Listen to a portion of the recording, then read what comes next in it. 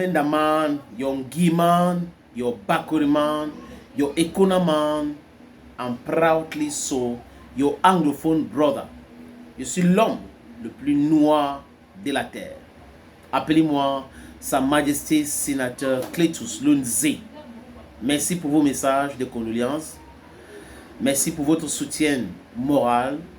Après la perte de mon père, je sais, c'est pas facile, c'est difficile. Je sais qu'il y a des gens qui sont passés par là, qui connaissent aussi ces difficultés-là.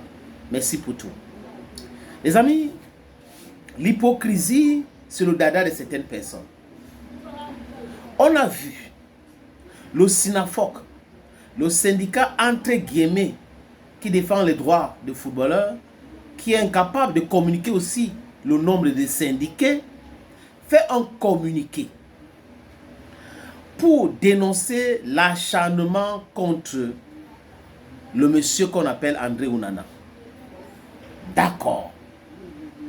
Mais j'avais à cette époque fait une sortie pour condamner l'incohérence de la sortie du SINAFOC. Et j'avais parlé de l'hypocrisie. Pourquoi? Jérémy Sorin-Djitap, membre du SINAFOC, était invité sur un plateau de télévision, dans une chaîne de télévision, je peux citer RMC.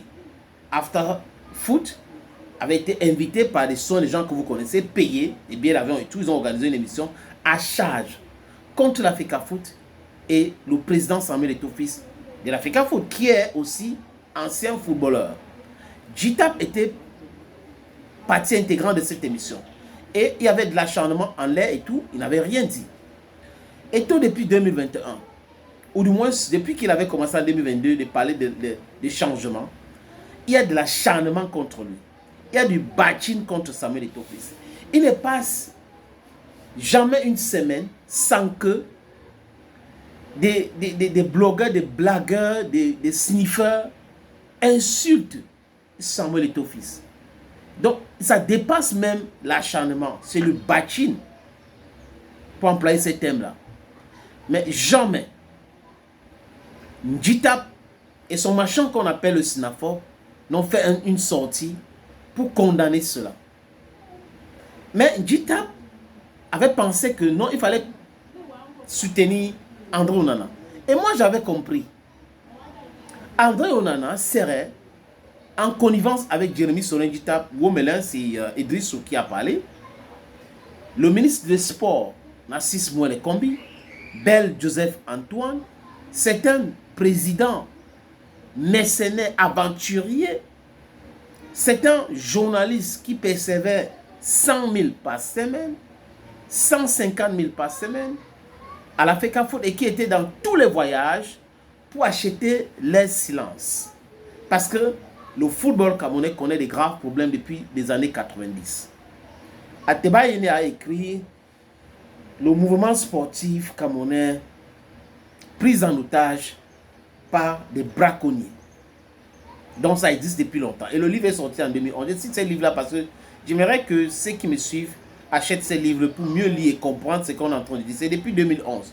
Donc avant que Eto'o n'arrive à l'Africa Foot, ça existait cette histoire.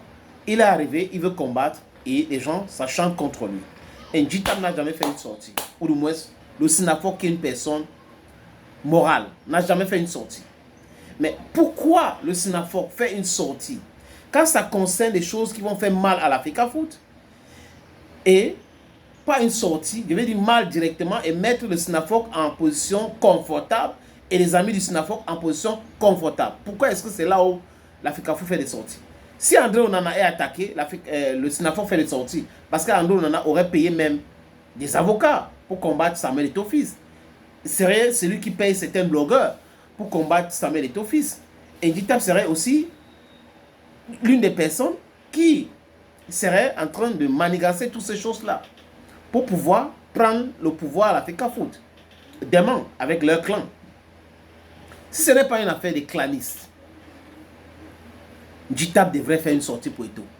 Maintenant, il y a un autre jeune joueur qui subit l'acharnement des mêmes blogs qui soutiennent André Onana. Allez trouver le lien. Les blogs qui soutiennent André Onana. Les blocs qui soutiennent moins les combis. Les blocs et les blogueurs qui soutiennent Ferdinand Gongo. Et les présidents indélicats qui ne payent pas les salaires des joueurs là. Ces mêmes blocs sont en train de s'acharner contre Fabrice Ondoa. Il ne vous demande pas votre amour. Si vous aimez ou pas ses performances, c'est votre dada. Mais en réalité, Fabrice Ondoa, c'est lui qui a la canne. Ce n'est pas Andrew Onana. Fabrice Ondoa, désolé, ce sont les amis, ce sont les frères, a gagné la canne en 2017. Onana a voulu faire son gros dos et autres, on lui a mis de côté. Fabrice a gagné la canne avec le Cameroun. Donc, c'est un médailleur africain, alors que M. Onana n'en a pas. Donc, vous pouvez manigancer des choses, cacher votre haine vis-à-vis de Samuel Eto'o, vis-à-vis de l'Africa, vis-à-vis de Fabrice Ondoa. C'est votre dada. C'est votre dada. Njitap, si tu étais sérieux, Jérémy, tu devrais faire un communiqué pour soutenir Fabrice Ondoa. Mais comme Fabrice Ondoa est proche à Samuel Eto'o fils, et il est tout le temps avec Samuel Eto'o fils, et qu'il avait dit que lors de la CAN en Côte d'Ivoire, c'est pas le président Eto'o qui était un trouble fêteur. C'était autre chose. Donc les gens ont compris. Et les gens qui sont des traites des métiers aujourd'hui, c'est monsieur qui était l'ancien porte-parole de Samuel Eto'o fils, avait dit sur les antennes d'une chaîne de télévision à Yaoundé que le ministre actuel venait perturber les entraînements des joueurs en Côte d'Ivoire. Il pouvait venir tenir un discours de 40 minutes alors que les joueurs devaient s'entraîner à 1h40. Donc, il restait parfois 30 minutes et autres. Ou parfois c'est 40 minutes, 10 minutes. Et donc, le ministre a fait ce travail. Et tout ce monde-là qui ont dit ont été pourchassés, exclus. Et certains ont compris que non, la trahison, c'est la seule chose qui peut les faire rentrer dans cette mangeoire-là. Normal. Mais Fabrice reste fort. Il a refusé de renouveler son contrat avec RFG Riga. C'est lui qui a refusé parce qu'on ne l'a pas respecté. On a baissé son salaire et il a dit non, niet à cela. Mais pourquoi est-ce que vous acharnez contre lui? Vous êtes tous des losers. Et Jérémy Sorin-Njitap, les amis, ne peut jamais gagner un procès contre Eto'o. Et je doute fort qu'il devienne président un jour de la Fédération camerounaise de football. Parce que ce qu'il est en train de faire là, ça va se retourner contre lui et contre tous ces gens-là. C'est comme ça la mafia. Hein? C'est comme le diable. Si vous participez avec le diable, sachez que le résultat, c'est la destruction. Le diable n'est jamais ami avec quelqu'un. La mafia n'est pas l'ami des gens. Vous faites ça pour le mal de Fabrice Ondoa parce qu'il marche avec Samuel Eto'o fils, c'est son fils de Samuel Eto'o fils. Vous faites ça à vous-même. Thank you, friends. Arongomi.